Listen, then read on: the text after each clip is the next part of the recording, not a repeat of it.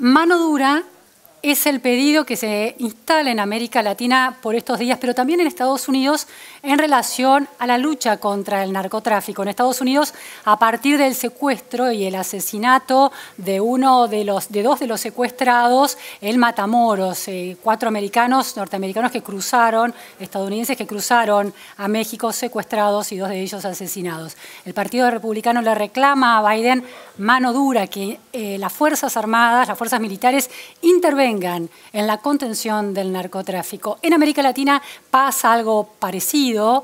Bueno, la cárcel de Bukele y Bukele mismo instalando el discurso de la mano dura, y en la Argentina en el epicentro en Rosario, con los hechos que sabemos, esa escalada, ese tipping point que alcanzó el problema del narco en Rosario la semana pasada, con la amenaza al ídolo del fútbol mundial, Lionel Messi. Bueno, el pedido volvió a instalarse de intervención también del ejército por distintas voces de la oposición. ¿Qué pasa? ¿Cuál ha sido la historia de la lucha contra el narcotráfico en América Latina y en el mundo basado en la guerra contra el narcotráfico? ¿Qué alternativas hay? De eso vamos a hablar hoy en la repregunta con Jeremy McDermott. Muchísimas gracias, Jeremy, por estar hoy aquí. Muchas gracias por la invitación. Jeremy es el cofundador y el codirector de un think tank muy prestigioso dedicado al crimen organizado, a estudiar y investigar el crimen organizado, incluyendo el narcotráfico en América Latina. Ya tiene 25 años de trabajo y está radicado en Medellín, también un país, Colombia, muy asolado por ese problema. Jeremy además ha sido corresponsal de guerra en Bosnia y en Beirut, zonas muy calientes. Fue un oficial del ejército británico asignado en Bosnia y como reportero ha estado recorriendo América Latina por 2 décadas y ha reportado para la BBC y para The Economist. Conoce muy bien el tema, con profundidad y con precisión este tema. Jeremy, en la Argentina se ha recalentado la discusión en torno a la inacción del Estado para contener a la droga y hay un pedido de distintos sectores de la oposición e inclusive del oficialismo por hacer algo. Y ese hacer algo se interpreta, bueno, que intervengan las Fuerzas Armadas, que se manden más oficiales, gendarmería, fuerzas federales a Rosario, esta ciudad, este puerto que es tan importante para el paso de mercaderías de la Argentina hacia el exterior, pero que además está asolado por el narco ya hace más de una década. ¿Cómo es, en principio, vamos a ir desmenuzando esta problemática? ¿Cómo es la mirada de alguien que ha seguido el tema durante tanto tiempo y con tanta profundidad en relación al mapa del narcotráfico hoy y qué lugar tiene la Argentina en ese mapa? Bueno, el caso de Rosario en Argentina es obviamente muy única al país, pero refleja patrones que hemos visto en otras partes de América Latina y el Caribe. Es una ciudad importante en términos de infraestructura, de exportación, es sobre un río y es uno de los principales rutas del narcotráfico desde Paraguay hacia Argentina y para la exportación hacia el resto del mundo. Entonces, obviamente, ese es territorio muy estratégico para el crimen organizado y exportación de drogas. Usted tiene grupos allá como los Monos, algunos de los más sofisticados, pues, en términos de crimen organizado en el país. Pero los problemas que están enfrentando en este momento no son muy diferentes al resto de ciudades en América Latina que tienen estas mismas dinámicas. Usted mencionó pues la mano dura y las varias respuestas que hemos visto en otras partes del mundo. Yo estoy sentado aquí en Medellín, Colombia, una de las ciudades que realmente ha sufrido mucho gracias al narcotráfico y al crimen organizado, donde hemos visto un cambio pues impresionante y ha sido usado como un ejemplo de la manera que una comunidad puede enfrentar al crimen organizado. ¿Qué ha pasado aquí en Medellín? es que el crimen organizado todavía es presente, pero es mucho más clandestino. Y los grupos de crimen organizado más sofisticado han aprendido, usando esta frase de Pablo Escobar, que la plata mucho más eficaz que el plomo. Y entonces la violencia atrae la atención. Entonces, mientras la violencia en Medellín ha disminuido mucho, el crimen organizado, particularmente el narcotráfico, sigue vigente. Entonces, solo bajando homicidios no es una indicación de que uno está como ganando la guerra contra el narcotráfico. Usted mencionó a Bukele en El Salvador, donde pues ellos terminaron una cárcel con capacidad de 40,000 prisioneros, que podría ser la cárcel más grande del mundo. El proyecto, y pues vale la pena recordar que mano dura no es una invención de Bukele. Hemos tenido varias campañas de mano dura y super mano dura antes de esta ofensiva por parte de Bukele. Y desafortunadamente, eso solo ha fortalecido a las maras del barrio 18 y maras Salvatrucha, que tienen sus raíces en las cárceles. Y si uno entra a un cárcel y no es miembro de una banda, uno es víctima. Entonces, eso ha ayudado con el reclutamiento de Mara Salvatrucha y Barrio 18, y tendremos que ver qué efecto en el medio y largo plazo esta mano dura de Bukele va a tener y cuál es el costo en términos de abuso de derechos humanos y capturas de inocentes. Jeremy, muchas preguntas a partir de esta respuesta. La primera cuestión, muy interesante, la observación del caso de Medellín. Lo que planteas es que en términos de la violencia y de la tasa de homicidios hay una baja, que es el padecimiento de la gente, ¿no? Como la vida cotidiana de la gente se ve impactada por la violencia del narcotráfico. Eso mejora, pero no necesariamente quiere decir que se erradicó el narcotráfico, porque el narcotráfico se vuelve más sofisticado y silencioso. Entonces aquí la pregunta es, México intentó combatir muy resonadamente esa violencia narco y no tuvo buenos resultados después de décadas de hacerlo. ¿El ejemplo de Medellín es por lo menos la solución más al alcance de la mano, lograr que ese narcotráfico se sofistique y no se vuelva por lo menos tan violento? Pues yo creo que parte del problema aquí es cómo medimos éxito en esta guerra sin fin contra el narcotráfico. Y tradicionalmente las medidas han sido kilos de coca incautados,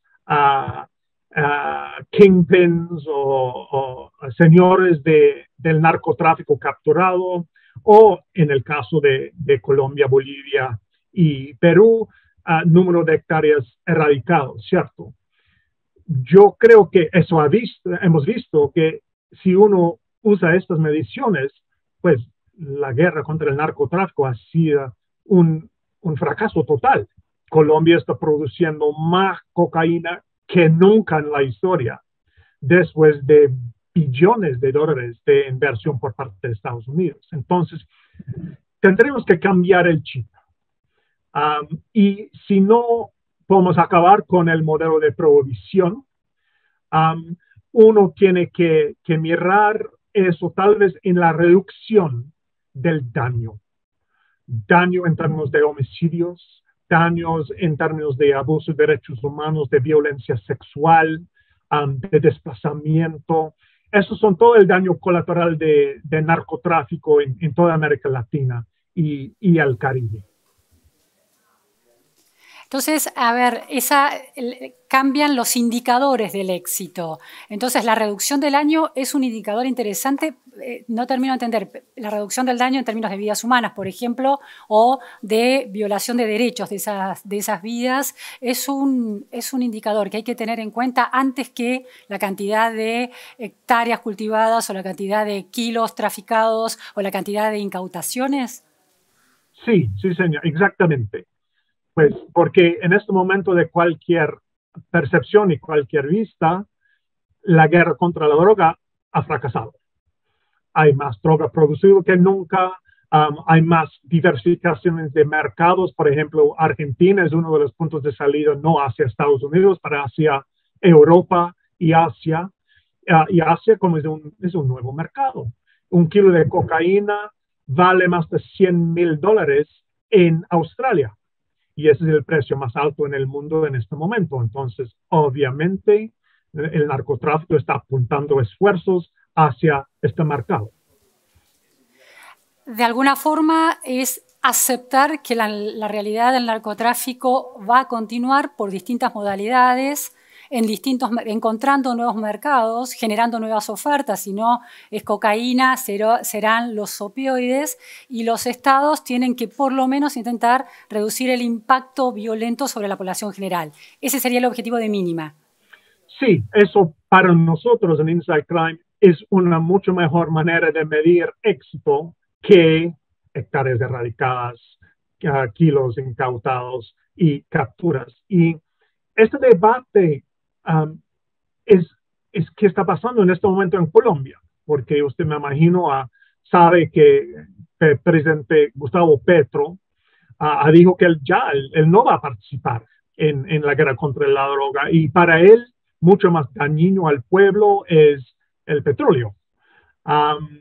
Y entonces él con su plan de paz total está intentando llegar al raíz de los problemas de la violencia en Colombia, en los territorios, con una inversión en las comunidades que en este momento sembra coca, a los varios grupos que están involucrados en el narcotráfico y en la violencia, los actores del conflicto civil como el Ejército de Liberación Nacional y varios grupos de narcotráfico. El problema, desafortunadamente, la idea es buenísima. Y sí estuvimos hablando de Suecia con un presupuesto de 20 billones de dólares. Uno dice, pues esa es la manera de atacar los raíces del problema de violencia y de narcotráfico.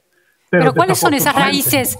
Si a la hora de describir esas raíces del problema del narcotráfico, ¿cuáles son? Porque lo que planteas es que la solución Petro es buenísima en términos de atacar las raíces del problema. ¿Cuáles son esas raíces del problema? Bueno, primero, él quiere o ha mencionado la posibilidad de cambiar el modelo de prohibición. La idea que se puede decriminalizar el consumo de cocaína, como ha pasado con la marihuana en Estados Unidos.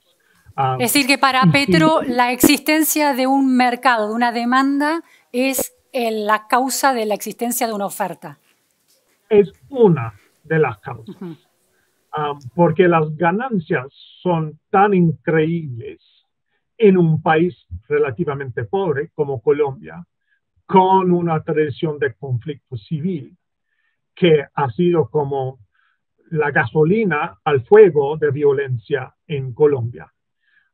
Entonces, él está intentando cambiar totalmente la idea detrás de cómo se enfrenta estos fenómenos de violencia y narcotráfico. Pero él reconoce que no se puede hacerlo en una manera aislada, porque el narcotráfico es un fenómeno transnacional.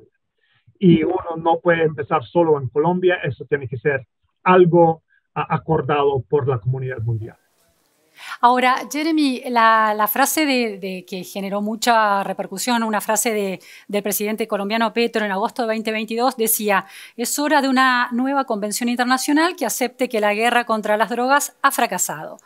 en Colombia, después de años de un combate cuerpo a cuerpo entre las fuerzas colombianas y los carteles de la droga y las fuerzas federales de lucha contra el narcotráfico con apoyo de Estados Unidos. En la Argentina, el ministro de Seguridad del oficialismo de la actual administración sostuvo la semana pasada que en Rosario el narcotráfico nos ha ganado, triunfó, ganaron ellos. Ahora, hay una diferencia entre lo que sucede en Rosario y lo que ha venido sucediendo en Colombia, que es que en Rosario nunca se dio una contención del Estado usando los métodos de violencia legítimos que tiene el Estado. Una lucha, el salto a otro tipo de solución, como la que plantea Petro, demanda primero una solución más militarizada o con fuerzas de seguridad federal para dar señales a los narcotraficantes, o se pasa, o lo conveniente con los aprendizajes es pasar a otro tipo de solución. Porque me imagino que en Rosario hubo un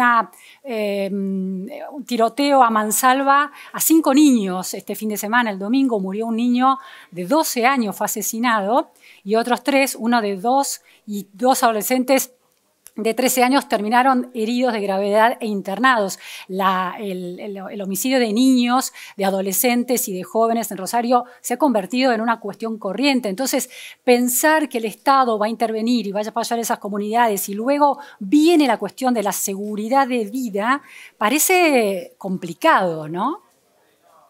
Bueno, yo no soy experto en Rosario. Yo he visitado Argentina varias veces, pero investigación de campo en Rosario yo no he hecho. Pero estamos hablando, yo creo que de dos dinámicas, mezclados pero separados en términos de respuesta. Una es los retos de seguridad ciudadana dentro de Rosario. Y yo entiendo que Rosario ha históricamente tenido un alto nivel de drogadicción, ha tenido problemas de crimen organizado, tiene problemas sociales y económicos. Entonces, eso es donde uno dice, la represión solo no va a resolver las raíces de los problemas del Rosario en términos de social, económica y seguridad ciudadana.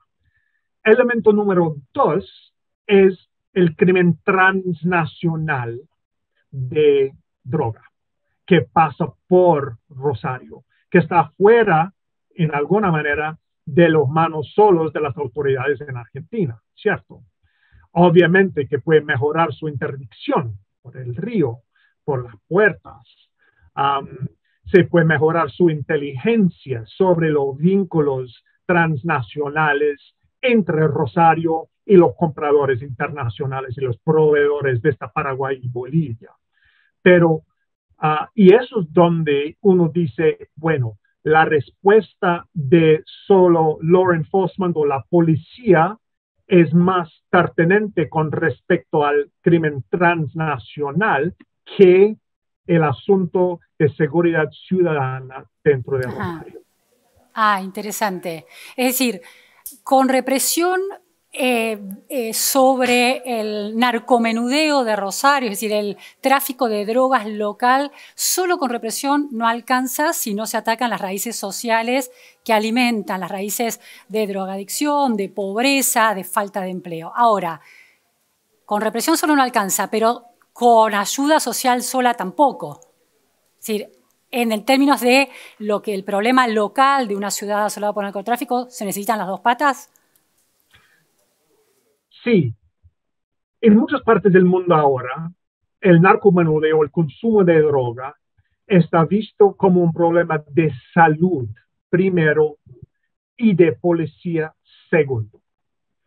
Y la idea es que si uno ofrece programas para educación, para tratar gente que tiene la drogadicción, no criminalizarlos y poner todos los drogadictos en la cárcel, como hemos visto en tantas partes del mundo, eso realmente no ha ayudado con el problema del consumo de droga en ningún país.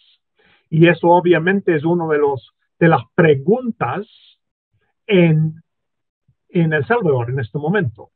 Encarcelando un porcentaje alto de sus jóvenes varones, eso realmente va a atacar las raíces de los problemas sociales y económicos que están alimentando el fenómeno de las maras.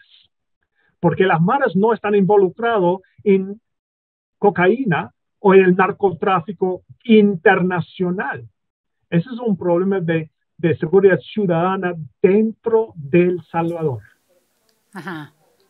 Ahora, en Rosario, que es ese puerto donde pasan mercancías que vienen de distintos puntos de Argentina, está muy cerca de la frontera con el Paraguay, asolada por el Comando Vermelho y por el primer comando nacional que avanza desde Brasil hacia la triple frontera.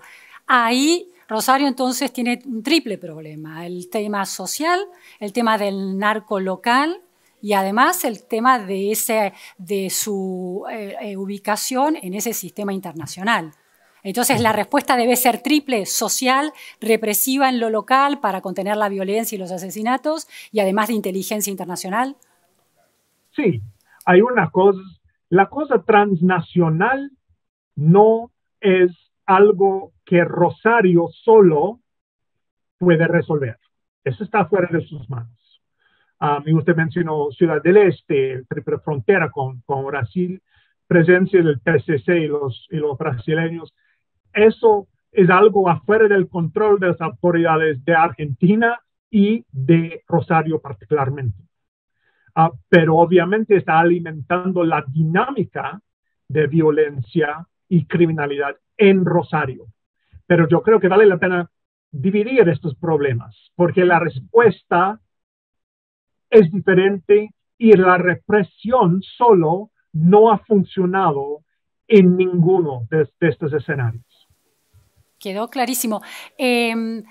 Volviendo a esta cuestión de la ubicación tan crítica de Rosario, se ha sostenido insistentemente desde hace muchos años con que Argentina es un país de paso de la droga, de hacia Europa o hacia Australia o hacia Asia, como señalabas. ¿Eso sigue siendo así, la droga que viene, por ejemplo, de la triple frontera, o hay producción ya local? La producción de cocaína no, obviamente no. Paraguay, como usted sabe, es el principal productor de marihuana en América del Sur. Y por esta razón, los brasileños inicialmente fue tan interesado en Paraguay, fue para su mercado de marihuana dentro de Brasil. Y cuando aumentó el consumo de cocaína dentro de Brasil, empezó su participación en el narcotráfico de cocaína. Y hoy en día los brasileños están exportando cocaína desde Brasil hacia Europa y otras partes. La Puerto Santos, por ejemplo, es el caso más famoso.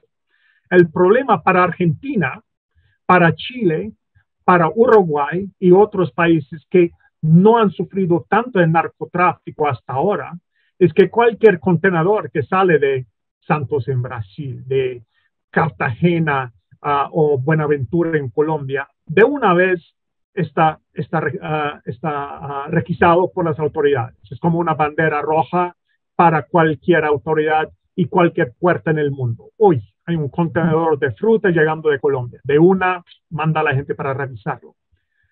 Pero las cosas saliendo de Argentina, no. De Chile, no. De Uruguay, claro que no. Entonces los narcotraficantes ya están estableciendo infraestructura criminal para contaminar contenedores en puertos que no atrae atención. Y Argentina en este momento y hace un rato ha sido uno de estos. Chile uno no tendía a pensar a Uruguay, Argentina o a Chile como países en los que podía escalar el tema del narcotráfico. Está señalando que esa se convierte en una posibilidad más realista. Leía trabajos de investigación que han publicado ustedes desde Inside Crime que explicaba que en abril del año pasado un colectivo que cruzaba de Argentina hacia Chile fue detenido con un cargamento de 11 armas ocultas allí, que en ese mismo mes fue detenido un camión cruzando de Mendoza hacia Chile con un cargamento de balas, de pistolas y un kit explicativo y un kit para transformar armas en rifles automáticos. Eso es también ese tráfico de armas que empieza a detectarse y preocupa al Ministerio del Interior de Chile. ¿Está conectado con el crimen organizado transnacional y con el tráfico de drogas que está empezando a tener otra dinámica en estos países? Bueno, este caso y el caso de Chile es muy difícil generalizar sobre todo eso. Chile está enfrentando, como Perú y Ecuador, otra dinámica no relacionada con el narcotráfico, que es sobre el crimen organizado venezolano y el Tren de Aragua, que es un grupo que está siguiendo la ruta de los migrantes venezolanos. Y usted sabe, desde 2015 más o menos, hasta 7 millones de venezolanos han huido de su país buscando oportunidades económicas. 99% de esta gente son gente buena, buscando oportunidades para sus familias. Pero también son supremamente vulnerables a la explotación y el reclutamiento por parte del crimen organizado. Y parte de la dinámica en Chile es que el Tren de Aragua, siguiendo y explotando los migrantes venezolanos, ha establecido infraestructura dentro de Chile. Y ahora no solo son explotando y cobrando a los migrantes venezolanos dentro de Chile, están poniendo impuestos o extorsión sobre los trabajadores sexuales, sobre negocios pues legales pequeños en sus áreas de operación. Entonces, parte de la dinámica en Chile en este momento no es solamente vinculado con el narcotráfico. La panorama, desafortunadamente, es muy compleja. El negocio del crimen en Chile es, bueno, tráfico humano de alguna manera y este tipo de negocios que detallabas. ¿Es un salto corto el que queda hacia el narcotráfico o no necesariamente? En este momento no hemos visto un vínculo entre el Tren de Aragua y la migración de venezolanos y el narcotráfico. El narcomenudeo sí. Entonces, el Tren de Aragua empezó extorsionando a los migrantes, como cobrando un peaje para cruzar la frontera, Venezuela-Colombia, después Colombia-Ecuador, Ecuador-Perú, Perú-Chile, etcétera, etcétera. Y han diversificado sus portafolios criminales, ya vendiendo drogas, no solo a los migrantes, para las comunidades locales, pues involucrado en sicariato, extorsión, etcétera, etcétera. Nada que ver con el narcotráfico transnacional hasta ahora, pero yo veo en el futuro, ellos podrían, como parte de su evolución criminal, podrían empezar a involucrarse en eso. Dos últimas cuestiones, Jeremy. Uno de los grandes temas de debate aquí es que los narcodetenidos de la banda de los monos, por ejemplo, van a cárceles pero operan allí. El problema del narco operando de las cárceles es un problema, es un modus operandi generalizado, ¿no?, en América Latina.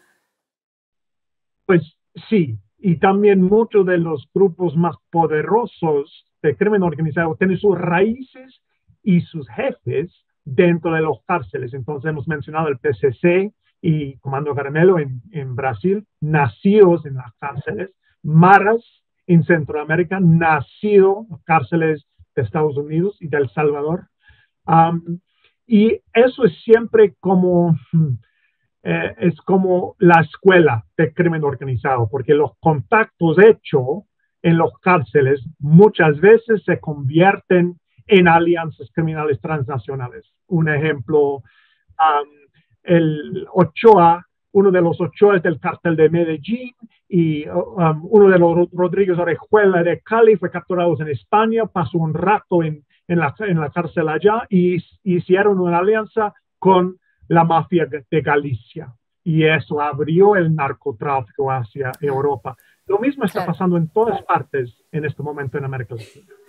Claro, no alcanza solo con la represión local, no alcanza solo con el apoyo del Estado en los temas sociales, no alcanza solo con atender a la inteligencia transnacional, sino también que hay que atender a las cárceles. Sí, y eso es un problema en muchas partes de América Latina y en algunos países, Venezuela, Brasil, etcétera, los que manejan los cárceles son los propios prisioneros, no el Estado. Que Estados Unidos ha construido algunos de modelos de sus Supermax cárceles de Estados Unidos en Colombia, por ejemplo, y que ha ayudado en aislar los líderes de sus grupos de sus ejércitos y sus grupos afuera de la cárcel. Y eso ha tenido éxito, pero desafortunadamente son costosos construir estas cárceles, necesitan muchos guardia, tecnología, sofisticación y corrupción y falta de recursos son los grandes enemigos de mejorar la situación en las cárceles. Y la última cuestión que se está instalando también en la discusión argentina es que no solo de todas estas dimensiones, sino también la cuestión financiera, ¿no? Cómo circula el dinero, cómo se lava dinero y cómo eso pasa de largo en los países. Ese también es un costado importante. Sí, pues en algunos sentidos la exportación de cocaína es más fácil que la importación de las ganancias y el lavado de estas ganancias. Y muchas veces las estructuras son completamente separadas. Y que hemos visto, pues aquí en Medellín es el perfecto ejemplo. La gente que lavó plata por Pablo Escobar hace 40 años estableció empresas que hoy en día son parte del panorama legal de esta ciudad. Entonces, dividir la plata sucia de la plata limpia es casi imposible. Y entonces, para el Estado, para el Estado, discriminar eso, claro. Sí, porque cada país, incluso Argentina, tiene el Financial Intelligence Unit, que es una de las unidades que está especializado en estudiar lavado de activos. El problema es que muchas veces una unidad muy pequeña, con muy poco financiamiento, enfrentando un problema gigantesco y no solo nacional, pero transnacional. Y eso es donde hemos visto fallos muy grandes y espacios donde el crimen organizado se puede mover sin ser molestado. Bueno, de una complejidad, veremos cómo evoluciona el tema en la Argentina, donde la discusión se está instalando cada vez más y el narco está impactando por sus niveles de corrupción también en la política. Muchísimas gracias, Jeremy McDermott, por estar hoy en La Repregunta. Con mucho gusto. Gracias.